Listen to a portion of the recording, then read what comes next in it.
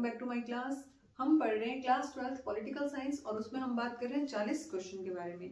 इसी कड़ी में आज हमारे क्वेश्चन नंबर 22 क्वेश्चन नंबर जो है वो 20 है, यानी आज हम 20वें क्वेश्चन के बारे में बात करने वाले हैं। इससे पहले हम 19 क्वेश्चन पढ़ चुके हैं और उन 19 क्वेश्चन के अंदर हमने जो पढ़ा है मुझे उम्मीद है कि आप सब लोगों ने उनका रिविजन कर लिया होगा। आज हम बात करने वाले हैं 20वें क्वेश्चन के बारे में, 20th क्वेश्चन के बारे में।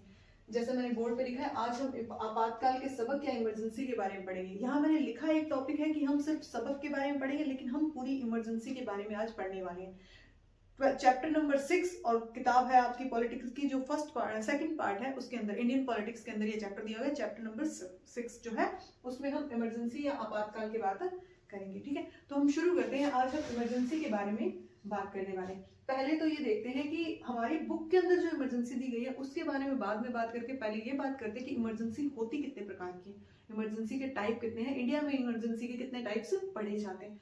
सबसे पहले इंडिया में 3 तरह की इमरजेंसी पढ़ी जाती है। कितनी तरह की? 3 तरह की इमरजेंसी। फर्स्ट ऑफ ऑल सबसे पहले आती है आर्टिकल 52। आर्टिकल 52 यानी कि 352। दूसरे नंबर पर आती है 356। तीसरे नंबर पर आती है 360। ये 3 तरह की इमरजेंसी भारत में पढ़ाई जाती है। भारत में इन 3 तरह की इमरजेंसी को लागू किया जाता है जब इसकी नौबत पड़ती है। ठीक है, सबसे पहले बात करते हैं 352 की। ये वो इमरजेंसी है जिसे हम राष्ट्रीय आपात के नाम से जानते हैं या फिर हम नेशनल इमरजेंसी कहते हैं। इसे हम क्या बोलते हैं? राष्ट्रीय आपात। इसे हम क्या बोलते हैं? राष्ट्रीय आपात, या फिर आप इसे नेशनल इमरजेंसी भी बोल सकते हो। और ये जो इमरजेंसी है ये देश में तब लगती है जब देश में या तो कोई एक्सटर्नल अटैक हो जाए, कोई बाहर से आक्रमण कर दे, या फिर कोई इंटरनल आर्म्ड एक्शन हो जाए, या फिर कोई आंतरिक सशस्त्र लड़ाई हो जाए, हथियारों का प्रयोग हो जाए, ऐसा कुछ माहौल हो तब ये इमरजेंसी लगाई जाती है। और हाँ, ये इमरजेंसी पूरे इंडिया पर या फिर किसी पर्टिकुलर पार्ट पर भी लग सकती है। जैसे या तो पूरे इंडिया में अप्लाई होगी, अटैक होगा तो, या फिर किसी पार्ट में कोई आर्म्ड एक्शन हो गया हो, कोई हथियारों की लड़ाई होगी, तब हम ये जो नेशनल इमरजेंसी है, राष्ट्रीय आपात है, ये लागू करते हैं। ठीक है, इसके बाद दूसरे नंबर पर आता है 356। ये जो इमरजेंसी है इसे हम बोलते हैं प्रेसिडेंट रूल, या फिर क्या कहते हैं हम इसे? राष्ट्रपति शासन। इसे हम क्या कहते हैं? प्रेसिडेंट रूल, या फिर हम इसे कहते हैं राष्ट्रपति शासन। प्रेसिडेंट रूल या फिर राष्ट्रपति शासन कहते हैं। ये इमरजेंसी तब लगती है जब कोई स्टेट अकॉर्डिंग टू कॉन्स्टिट्यूशन काम नहीं कर रहा हो या संविधान के अनुसार कोई राज्य नहीं चल रहा हो, तब हम ये इमरजेंसी इंपोज करते हैं या ये वाला आपातकाल लागू करते हैं।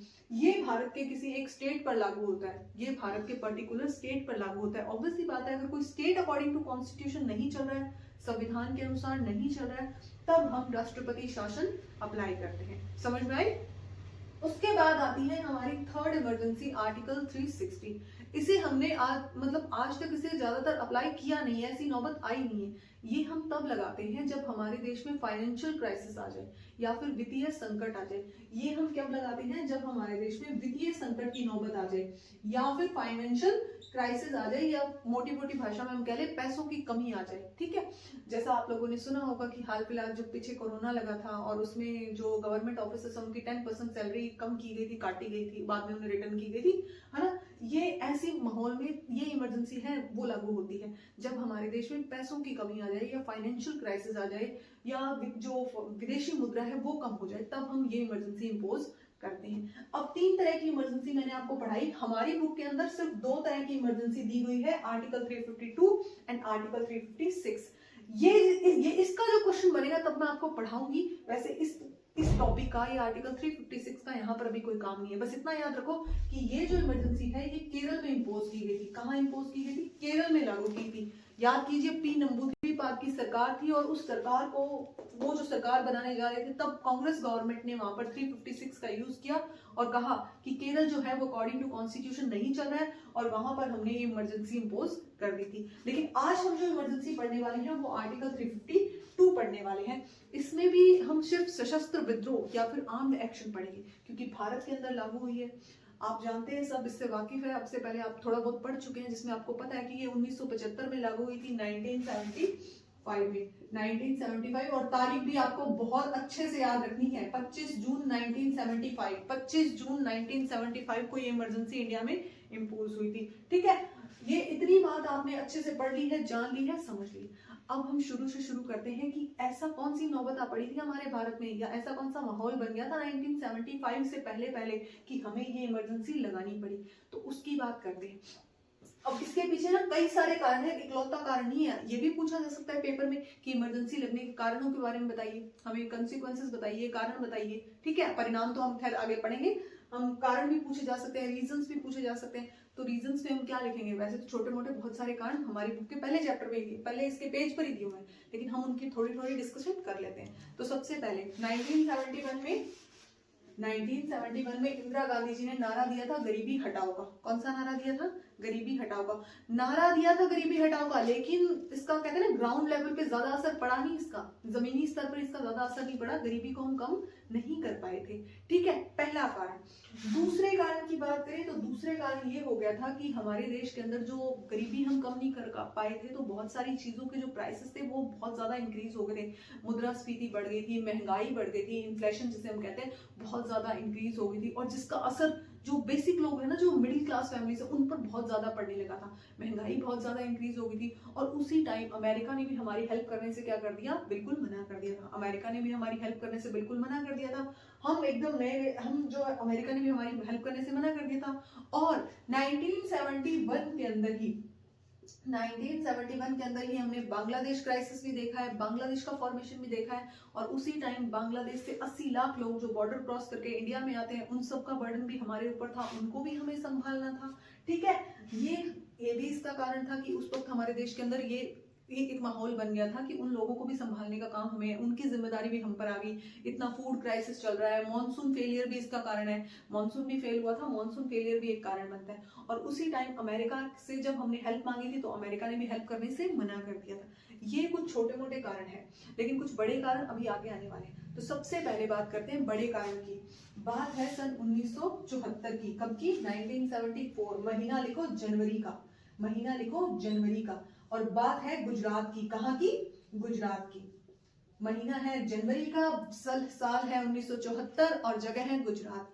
अब गुजरात के अंदर क्या हुआ, जनवरी 1974 के अंदर जो वहां के स्टूडेंट्स थे उन्होंने स्ट्राइक कर दी, वहां के छात्रों ने हड़ताल कर दी, क्योंकि सबसे ज्यादा महंगाई को जो फेस किया था वहां पर छात्रों ने किया था। अब जो घरों से अलग या हॉस्टल रूम वगैरह लेके रह रहे हैं, असलियत तो वही जानते हैं ना, आटे दाल का भाव तो उन्हीं को मालूम है। तो उन लोगों ने स्ट्राइक की, क्योंकि वो जो बेसिक नीड की हमारी जो जरूरत होती है ना, वो उन चीजों के रेट भी बहुत ज्यादा बढ़ गए थे। अब घर में आटा, दाल, चावल, चीनी, इन सब के रेट अगर हद से ज्यादा बढ़ जाए तो इन सब की दिक्कत तो मिडिल क्लास फैमिलीज को फेस करनी पड़ती है। वहां पर इन चीजों के रेट बहुत ज्यादा बढ़ गए थे, तो वहां के स्टूडेंट्स ने स्ट्राइक की, पहला कारण।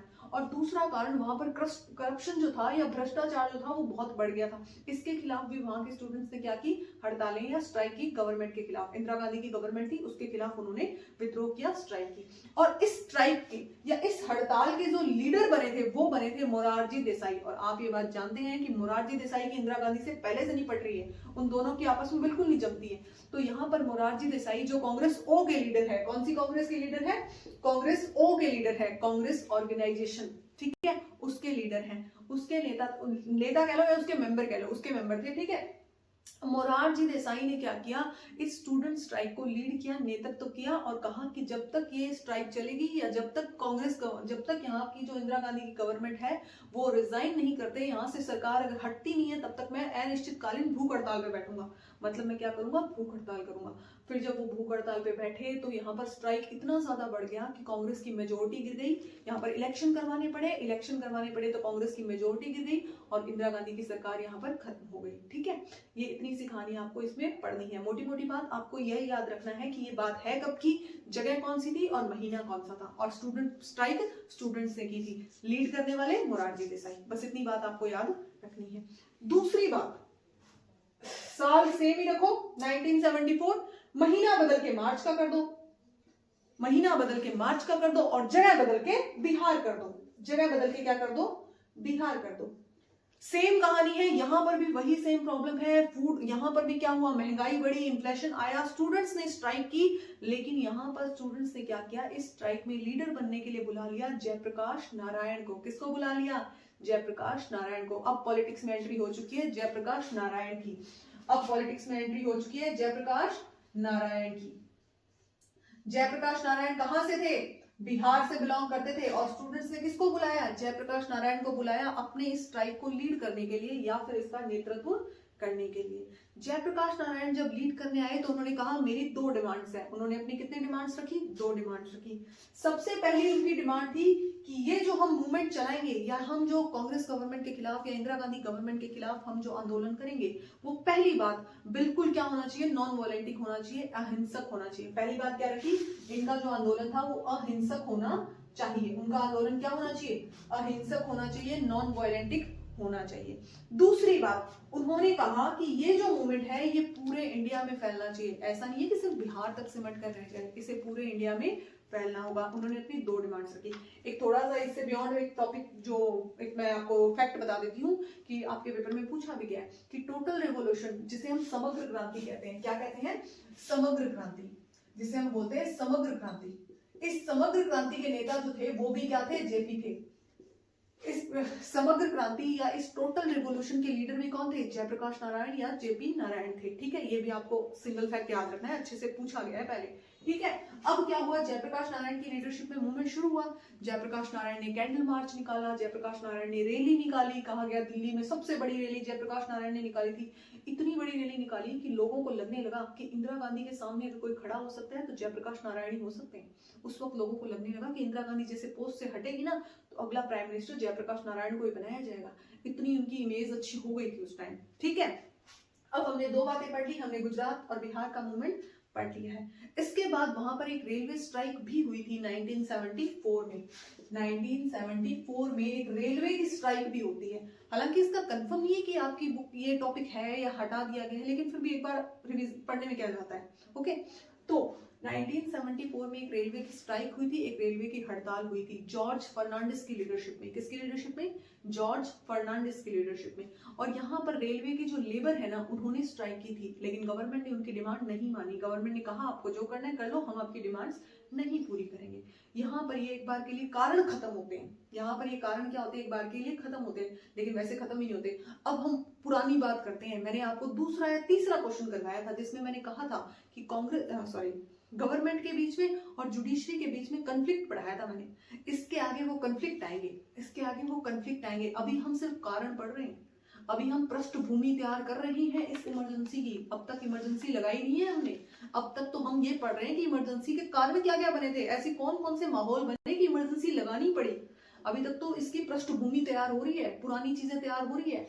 सबसे पहले छोटे मोटे कारण बताए थे, अमेरिका हेल्प नहीं कर रहा, फूड क्राइसिस आ गया, मानसून फेलियर आ गया, और जो बांग्लादेश क्राइसिस आ गया, गरीबी हटाओ का नारा फेल हो गया, फिर बिहार की हड़ताल, गुजरात की हड़ताल, रेलवे क्राइसिस, और फिर आते हैं जुडिशरी पार्लियामेंट के बीच का क्राइसिस, जिसमें जुडिशरी पार्लियामेंट जाती है पूछने फंडामेंटल राइट कर्टेल कर लें और डीपीएसपी कर्टेल कर लें, राइट टू प्रॉपर्टी कर्टेल कर लें, हटा लें, कम कर लें, काट छाट कर लें। जुडिशरी मना कर देती है। ये हम पढ़ चुके हैं ना, ये इसके बाद का टॉपिक है। और हाँ, वो जो कारण थे ना वो भी इस इमरजेंसी के कारण बने थे, कहीं ना कहीं वो भी कहीं ना कहीं इमरजेंसी के कारण बने थे। ठीक है, केशवानंद भारती केस भी आता है, ये भी हम पढ़ चुके हैं। जज एएन रे को सिलेक्ट किया जाता है, ये भी हम पढ़ चुके हैं।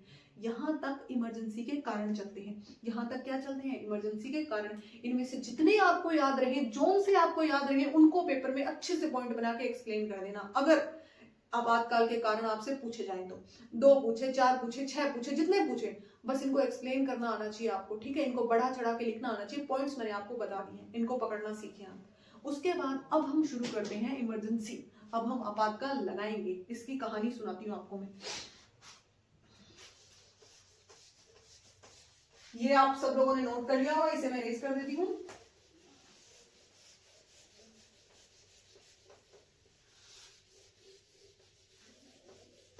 अब हम ऑफिशियली इमरजेंसी लगाने जा रहे हैं। ऑफिशियली इमरजेंसी लगाने से पहले बात करते हैं बात छोटी सी कि इलाहाबाद के अंदर, यूपी के अंदर इलाहाबाद के अंदर कोर्ट है, जो उनका हाई कोर्ट था, उनमें जज बैठे थे जगमोहन लाल सिन्हा। कोई ज्यादा इंपॉर्टेंट नाम नहीं है, लेकिन फिर भी एक बार कानों से सुना हो, नजरों से निकला हो तो बाई चांस याद रह जाता है। ठीक है, जगमोहन लाल सिन्हा जज थे, और जब वो जज थे उस कोर्ट में, तो वहां पर एक राजनारायण नाम के व्यक्ति ने इंदिरा गांधी के खिलाफ अपील लगाई थी, इंदिरा गांधी के खिलाफ याचिका लगाई थी। कहा था कि इंदिरा गांधी जो है ना वो इलीगल तरीके से इलेक्ट होकर आई है। कैसे आई है, इलीगल तरीके से या गलत तरीके से चुनाव करके पॉलिटिक्स में उतरी है या प्रधानमंत्री या मंत्री बनी है। ठीक है, कारण उन्होंने लॉजिक भी देना पड़ेगा ना कि इलीगल क्यों बता रहे हैं। तो उन्होंने जो राजनारायण थे उन्होंने कहा था कि इंदिरा गांधी जो है उन्होंने अपने इलेक्शन की पब्लिसिटी में यानी चुनाव के प्रचार प्रसार में जितने भी सरकारी अफसर हैं, जितने भी आईएएस अधिकारी हैं, जो अधिकारी पद पर बैठे हैं, उनका इस्तेमाल कर लिया, जबकि ऐसा करना नहीं होता है। जबकि कोई नेता अपनी जो इलेक्शन की पब्लिसिटी करता है, चुनाव का प्रचार प्रसार करता है, तो किसी सरकारी अधिकारी का इस्तेमाल नहीं कर सकता। जबकि राजनारायण कहते हैं कि इंदिरा गांधी ने जितने भी आईएएस अधिकारी हैं उन सबका इस्तेमाल किया अपने चुनाव की पब्लिसिटी के लिए। ये उन पर ब्लेम लगा तो हाई कोर्ट ने डिसीजन दे दिया कि इंदिरा गांधी जो है उसे अपना मिनिस्टर पोस्ट छोड़नी पड़ेगी। मिनिस्टर पोस्ट कह रही हूं मैं, अभी तक प्राइम मिनिस्टर या प्रधानमंत्री पद से नहीं हटाया उनको, प्रधानमंत्री पद से नहीं, सिर्फ उन्हें अपना मिनिस्टर पोस्ट छोड़ना पड़ेगा और उनको 6 महीने का टाइम दिया। अगर 6 महीने के अंदर आप अपनी मंत्री पद वापस पा लेते हो तो आप प्रधानमंत्री रहोगे, वरना आपको प्रधानमंत्री पद भी छोड़ना पड़ेगा। उनको ये बात कहेगी। लेकिन फिर क्या हुआ, ये बात सुप्रीम कोर्ट पहुंची और सुप्रीम कोर्ट ने इस पर क्या लगा दिया, स्टे लगा दिया। सुप्रीम कोर्ट ने क्या लगा दिया उस ऑर्डर पर, हाई कोर्ट के ऑर्डर पर सुप्रीम कोर्ट स्टे लगा देती है और कहती है कि इंदिरा गांधी जो है वो प्रधानमंत्री या मंत्री रहेगी, लेकिन वो लोकसभा या लोअर हाउस की जो कार्रवाई है, जो प्रोसेस है, उसमें पार्टिसिपेट नहीं करेगी, लोकसभा के कामों में भाग नहीं लेगी, बल्कि वो मेंबर तो रहेगी। यहां तक बात पहुंची। अब इंदिरा गांधी को टेंशन होने लगी ना कि अब मैं क्या करूं, सारे मेरे खिलाफ है, मतलब हर तरफ इंदिरा गांधी का ऑपोजिशन खड़ा हो गया है। उधर जयप्रकाश नारायण, इधर मोरारजी देसाई, जहां देखो इंदिरा गांधी के खिलाफ बात हो रही है, जहां देखो इंदिरा गांधी के खिलाफ खड़े हो गए सब। कोई उसका साथ नहीं दे रहा, कोई सपोर्ट नहीं कर रहा, और कहीं ना कहीं हो सकता है कि वो अपने इलेक्शन में गलत हो, तभी उन पर ये ब्लेम लगे हो। ठीक है, उसके बाद हम आगे बढ़ते हैं। ये बात हो गई।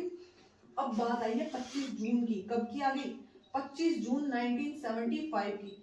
25 जून 1975 को जयप्रकाश नारायण जी ने कहा कि, मतलब पहले बोला कि 25 जून को हम क्या करेंगे, जो रामलीला मैदान है उसमें अपने इकट्ठे होंगे और वहां पर इंदिरा गांधी अपने पद से रिजाइन करेगी, प्रधानमंत्री पद से। पहले उन्होंने अनाउंसमेंट करवा दी, वहां पर मिलिट्री, आर्मी सबको बुला लिया, अपनी सेना को, पुलिस को, सबको बुला लिया और कहा कि आपको प्रधानमंत्री की बात मानने की कोई जरूरत नहीं है, आपको उनकी बात माननी नहीं है, आपको यहाँ अपने कर्तव्य के लिए खड़े रहना है। उनको ये बात बोल दी।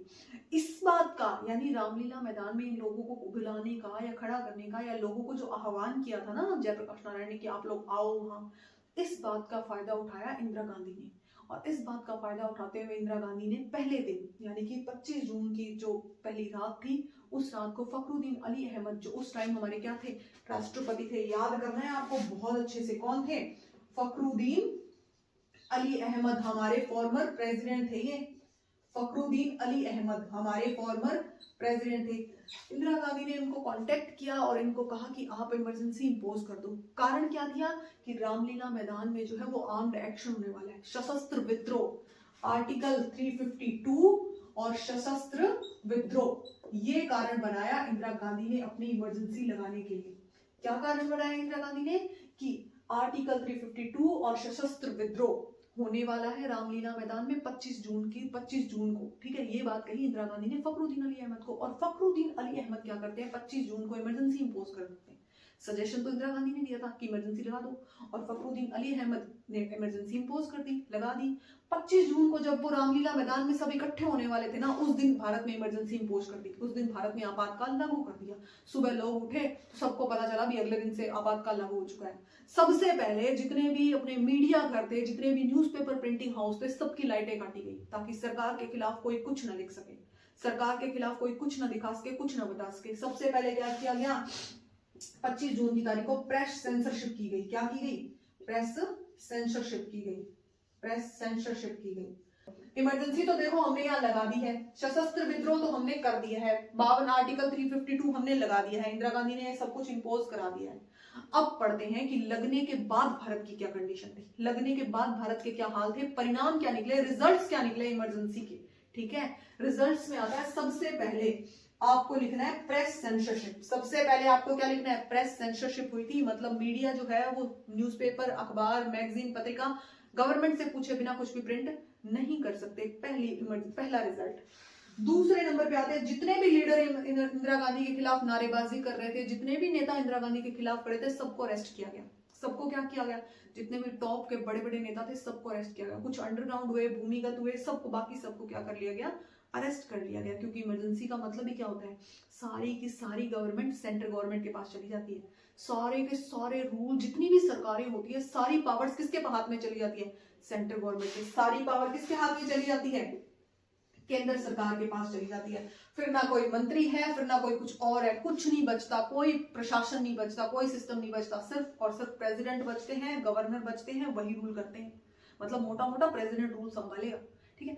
अब जब सोचो, जब कोई मंत्री नहीं है, जब कोई लोकसभा ही नहीं है, जब कोई राज्यसभा ही नहीं है, तो फिर इंदिरा गांधी को ब्लेम करेगा कौन, इंदिरा गांधी पे सवाल उठाएगा कौन, कोई नहीं उठा सकता, क्योंकि सरकारें सारी खत्म हो चुकी है, सारा जो रूल था, सारी जो पावर थी, वो सब सेंट्रल गवर्नमेंट के पास चली गई है, फखरुद्दीन अली अहमद जी के पास आ गई है सारा कुछ।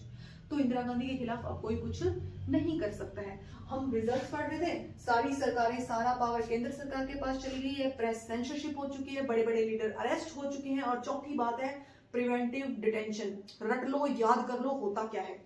सबसे बात बनाता है निवारक नजरबंदी, प्रिवेंटिव डिटेंशन, निवारक नजरबंदी, निवारक नजरबंदी, या फिर इंग्लिश में बोले तो प्रिवेंटिव डिटेंशन। निवारक नजरबंदी या प्रिवेंटिव डिटेंशन का मतलब होता है कि किसी भी लीडर, नेता जो कि सरकार के खिलाफ जा रहा है, उसे 3 महीने के लिए अरेस्ट किया जाएगा, बिना किसी उसे कारण कुछ नहीं बताया जाएगा, उसे 3 महीने के लिए सिर्फ on the basis of doubt, शक के आधार पर गिरफ्तार किया जाएगा। On the basis of doubt, शक के आधार पर गिरफ्तार किया जाना ही निवारक नजरबंदी है। 3 महीनों के लिए शक के आधार पर उठाकर जेल में डाला जा सकता है। और इसी निवारक नजरबंदी का खूब मिसयूज हुआ था, यूज कह लो, मिसयूज कह लो, खूब यूज हुआ था, इसका इस्तेमाल खूब हुई थी उन दिनों में। हर नेता जिस पर इंदिरा गांधी को शक होता, हर नेता जो इंदिरा गांधी के खिलाफ बोलने की कोशिश करता, प्रिवेंटिव डिटेंशन के तहत on the basis of doubt, शक के आधार पर उठाओ जेल में, उठाओ जेल में। ये हुआ था उन सालों के अंदर, या उस इमरजेंसी के पहले कुछ महीनों के अंदर। निवारक नजरबंदी का गलत प्रयोग होना, सेंसरशिप, बड़े नेताओं का गिरफ्तार होना, सारी सरकार केंद्र के पास चले जाना, और फिर आता है राइट्स, जितने भी हमारे फंडामेंटल राइट्स, जितने भी हमारे मूल अधिकार होते हैं, उन्हें कर्टेल कर दिया गया, उन्हें बंद कर दिया गया, बैन कर दिया गया। सिर्फ उनको जिन्हें कर सकते हैं, मतलब हमारी सरकार जो है वो 2 को छोड़कर, मतलब नहीं, बाकी सबको नहीं कर सकती है, सिर्फ 2 जो आर्टिकल्स है उनको नहीं बैन कर सकती है, या उनको जो है वो एक बार के लिए रोक नहीं सकती है। एक बात हम जानते हैं ना कि हमारे जो फंडामेंटल राइट्स हैं उनमें से सिर्फ 2 जो राइट्स हैं उनको छोड़कर बाकी सबको सरकार एक बार के लिए होल्ड कर सकती है, रोक सकती है। तो उन दोनों को छोड़कर बाकी सबको क्या कर दिया गया, होल्ड कर दिया गया, बैन कर दिया गया। तीसरी बात, इसके बाद क्या हुआ, जितनी भी अब मैगजीन्स को बंद किया गया, प्रेस सेंसरशिप की गई है, तो मैगजीन्स ने क्या किया, कुछ मैगजीन्स डर से बंद हो गई कि हम छापेंगे नहीं, कभी नहीं छापेंगे, और परमानेंटली बंद होगी।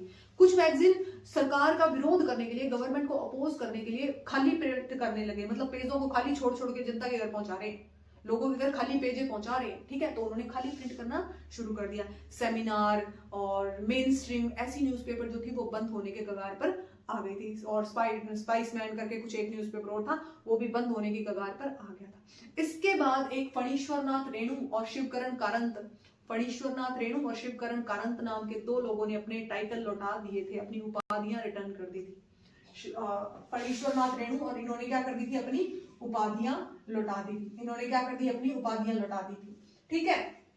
इतने इमरजेंसी के कारण आपको लिखने हैं, एक बार फटाफट इनका रिवीजन हम और मार लेते हैं। सबसे पहले प्रेस सेंसरशिप, दूसरे नंबर पे टॉप के लीडर्स का अरेस्ट होना, तीसरे नंबर पे निवारक नजरबंदी, प्रिवेंटिव डिटेंशन का लगना, चौथे नंबर पे सारी गवर्नमेंट सेंट्रल गवर्नमेंट के पास चली गई, सारी सरकार प्रशासन केंद्र सरकार के अंदर आ गया।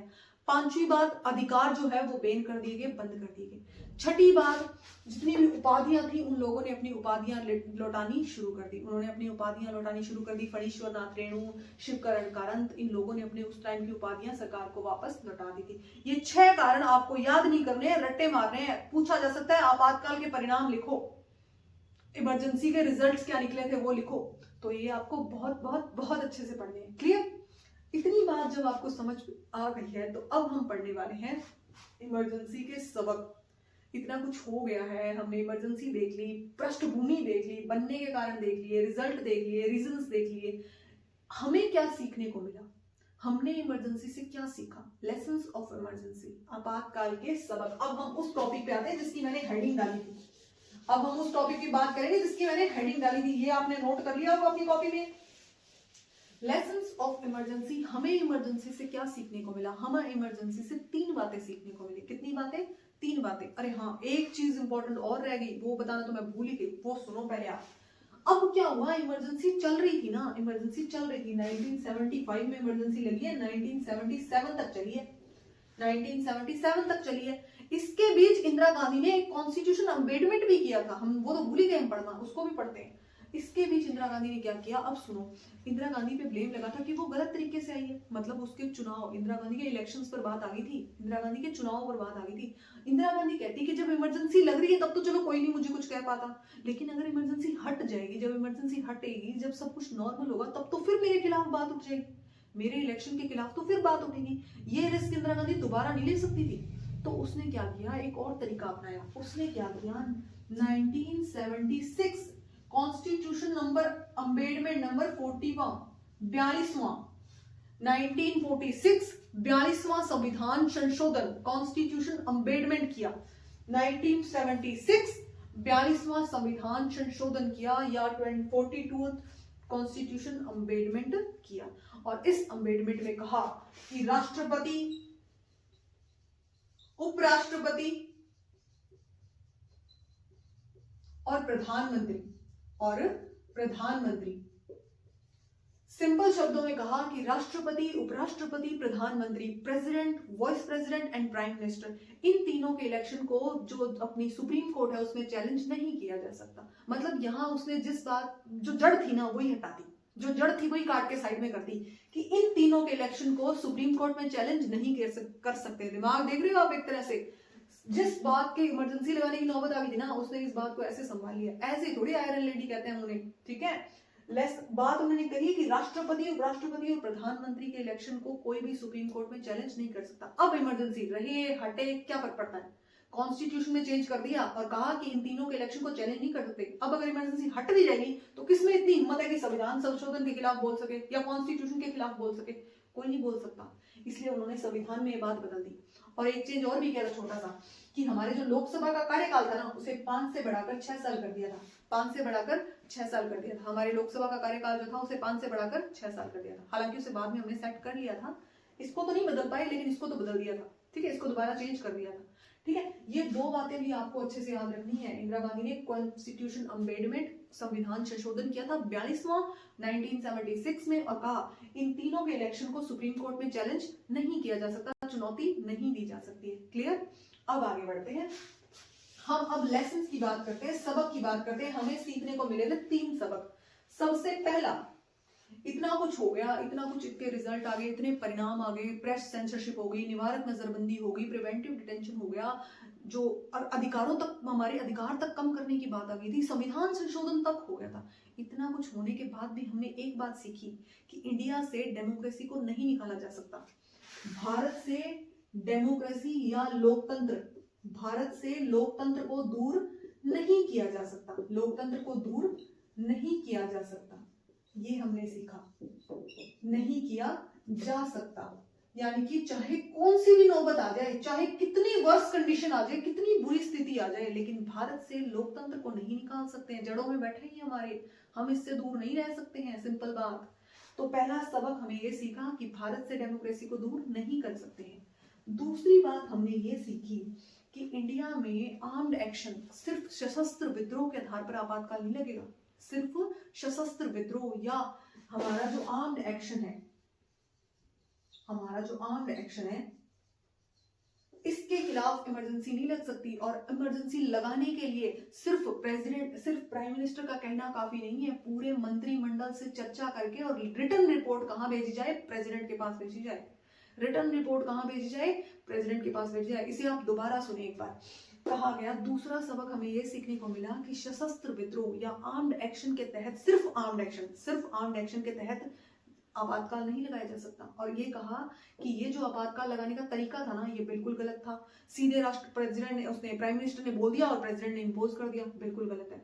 इससे क्या होगा, इससे करना ये होगा, नेक्स्ट टाइम अगर ऐसी नौबत आती है तो करना ये होगा कि पूरा जो सेंट्रल, जो अपने मंत्रिमंडल है ना, अपने जो कैबिनेट है, उस पूरे कैबिनेट को रिटर्न रिपोर्ट लिखित में, पूरे कैबिनेट के साइन करके लिखित में प्रेसिडेंट तक पहुंचाना पड़ेगा, राष्ट्रपति तक बात पहुंचानी पड़ेगी, तब जाके इमरजेंसी लगेगी। 2 बातें हमने ये सीखी। तीसरी बात हमने अब ये सीखी कि तीसरे में नागरिक अधिकार, या आप ये कह लो जनता जो है वो अपनी सिविल लिबर्टीज है उनको लेकर एक्टिव हुई। अब एक एग्जांपल देती हूँ, हमने कोरोना को फेस किया, लॉकडाउन को फेस किया, तभी तो हम अपनी आजादी की कीमत समझे थे ना। जब हम इतने दिनों तक, इतने महीनों तक कैद में रहे थे, बंद रहे थे, तब पता चला था कि ये जो बाहर तफरी मारते फिरते हैं ना, बाहर घूमते फिरते हैं, कितना मतलब कितनी कीमती चीज है हमारे लिए। हमें जब कैद में रहे तब हमें आजादी की कीमत समझ में आई थी।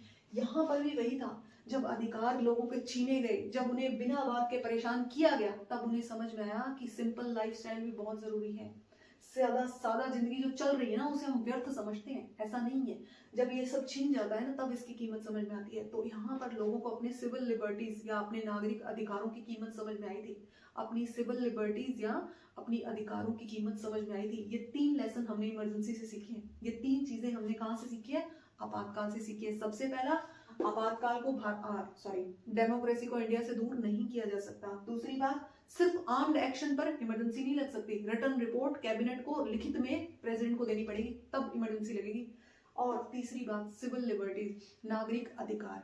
इन नागरिक अधिकारों को या अपनी सिविल लिबर्टीज को लोगों ने पहचाना, अपनी आजादी की कीमत लोगों ने पहचानी थी। ठीक है, और उसके बाद तो ये अपने अधिकारों को लेकर जागरूक भी हो गए थे, ताकि उसके बाद अगर गवर्नमेंट कुछ ऐसा करती है, मिसयूज करती है, कर्टेल करने की कोशिश करती है, हनन करती है, तो ये आवाज उठा सके थे। क्योंकि पहली बार फेस किया है, उसके बाद अगर ऐसा कुछ होगा तो हम तैयार है ना। अब कोरोना दोबारा आएगा तो हम पूरी तरह तैयार है, वैसे ही आगे ऐसा कुछ होगा तो उसके लिए पूरी तरह तैयार थे। इस प्रकार यहाँ पर हमारी इमरजेंसी खत्म होती है। इमरजेंसी खत्म हुई है अभी, उसके वो जो बाद के दूर के परिणाम, दूरगामी परिणाम हो तो पड़े हैं। ठीक है, एक चीज और बता देती हूँ,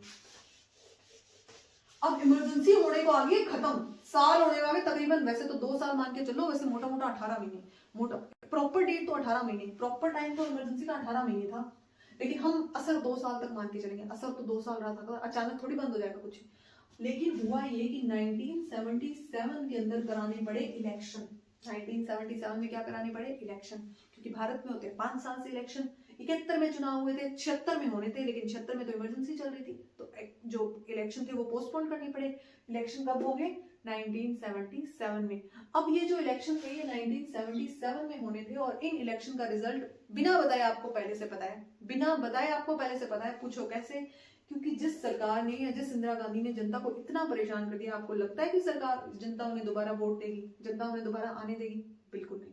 लेकिन फिर भी हमें तो पढ़ना पड़ेगा ना कि क्या क्या माहौल बना था। तो सबसे पहले अब 3 पार्टियां लड़ेगी चुनाव में, कितने? 3। सबसे पहले हम बात करें इंदिरा गांधी की, पहले नंबर पे इंदिरा गांधी लड़ रही है। दूसरे नंबर पे लड़ेगी जनता पार्टी बन गई है। कौन सी पार्टी बन गई है? जनता पार्टी। मोरारजी देसाई और जयप्रकाश नारायण, जयप्रकाश नारायण और मोरारजी देसाई, जनता पार्टी बना ली उन्होंने। मोरारजी देसाई और जयप्रकाश नारायण, उन्होंने जनता पार्टी फॉर्म कर लिया। अब जनता पार्टी भी मैदान में आ चुकी है। ठीक है, तो मतलब इंदिरा गांधी के जो खिलाफ ऑपोजिशन पार्टियां थी वो सारी मिलकर क्या बना लिया उन्होंने? जनता पार्टी बना ली है। तीसरे नंबर पे आती है कांग्रेस फॉर डेमोक्रेसी। कौन सी party? Congress for democracy. Congress for democracy, इसे हिंदी इंग्लिश दोनों में कांग्रेस फॉर डेमोक्रेसी ही लिखना पड़ेगा, क्योंकि हमारी बुक में यही नाम मेंशन किया गया है, कांग्रेस फॉर डेमोक्रेसी। अब ये जो कांग्रेस फॉर डेमोक्रेसी है ना, ये इसी कांग्रेस पार्टी से निकली है। ये वो लोग हैं जो इंदिरा गांधी की बात से सहमत नहीं थे। ये वो लोग हैं जो इंदिरा गांधी की बात से सहमत नहीं थे, और जब इंदिरा गांधी की बात से सहमत नहीं थे तो अलग होकर अलग पार्टी क्रिएट कर ली। हालांकि बाद में ये जो पार्टी है कुछ टाइम बाद जनता पार्टी में मिल जाती है, बाद में ये जनता पार्टी में मिक्स हो जाती है। पहले बनी थी, मतलब इलेक्शन तो 3 फॉर्म ने लड़ा था ना, इलेक्शन तो 3 ग्रुप लड़ रहे हैं, लेकिन बाद में क्या हुआ, ये जनता पार्टी में मिक्स हो गई थी। ठीक है, अब ये पार्टी जो थी Congress for democracy, Janata party में मिल गई।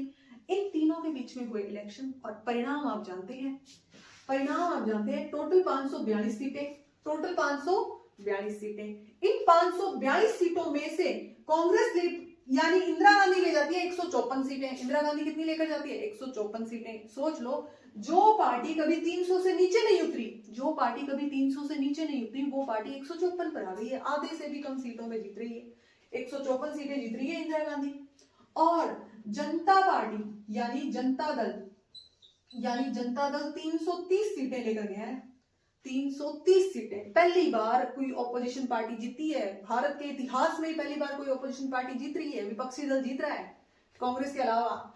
यहां पर 330 सीटें लेकर जनता पार्टी सरकार बनाती है। यहाँ सरकार कौन बनाएगा आपको दिख ही रहा है, जिसके पास ज्यादा सीटें हैं वो सरकार बनाएगा। तो जनता पार्टी क्या करेगी, अब सरकार फॉर्म करेगी, अब सरकार जनता पार्टी बनाएगी। अब जनता पार्टी सरकार बनाने आती है। जनता पार्टी में भी सरकार बनाने के लिए 3 लोग थे। कितने लोग, 3 लोग। जयप्रकाश नारायण को एक बार के लिए साइड में करो आप, क्योंकि वो इस रेस में नहीं थे कि मुझे प्रधानमंत्री बनना है।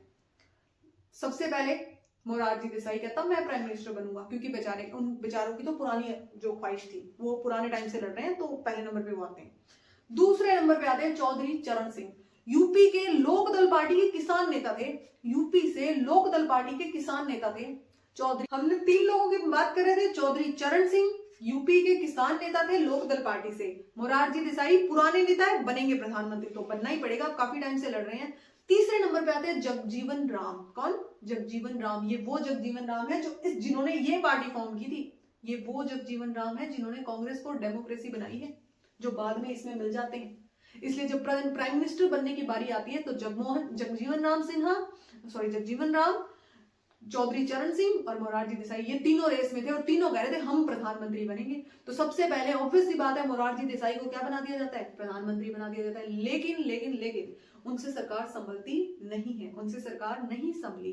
क्योंकि आप सोचो, इतने सालों से हमारा भारत कांग्रेस की पॉलिसीज फॉलो कर रहा है, हमारे भारत की जनता को कांग्रेस की आदत हो चुकी है। अचानक से कोई और आकर उन सारी पॉलिसीज को बंद कर अपनी पॉलिसी लगाने की कोशिश करता है, नई नीतियां लागू करता है, तो वो जनता को हजम नहीं होती है, तो जनता को वो पसंद नहीं आई। उन्होंने बहुत कोशिश की, तीनों ने मिलकर बहुत कोशिश की नई पॉलिसीज में जनता को ढालने की, लेकिन जनता को ये चीजें पसंद नहीं आई। तो उन्होंने मुश्किल से मुश्किल 18-20 महीने उन्होंने क्या किया, सरकार चलाई। मोटा मोटा 2 साल मान लो आप, मोटा मोटा 2 साल मोरारजी देसाई ने सरकार चलाई। उसके बाद उनकी मेजोरिटी डाउन होती है, बहुमत गिरता है और अगले प्राइम मिनिस्टर बना दिए जाते हैं चौधरी चरण सिंह को। 4 महीने की सरकार टिकती है, चौधरी चरण सिंह प्रधानमंत्री बनते हैं और सिर्फ 4 महीने टिक पाते हैं।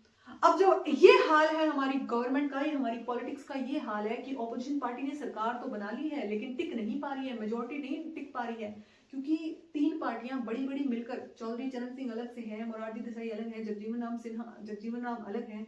तो जब ये तीनों एक साथ मिलकर सरकार बना रहे तो कभी ना कभी किसी न किसी को तो दिक्कत हो जाएगी ना। तो वो अपनी मेजोरिटी पीछे, वो अपना जो हाथ है वो पीछे खींच लेते हैं और मेजोरिटी डाउन, बहुमत गिर जाता है। इस वजह से इन दोनों की सरकार टिक नहीं पाई, और जब इन दोनों की सरकार नहीं टिक पाई तो इंदिरा गांधी को लगा कि मेरे को वापस आना ही पड़ेगा।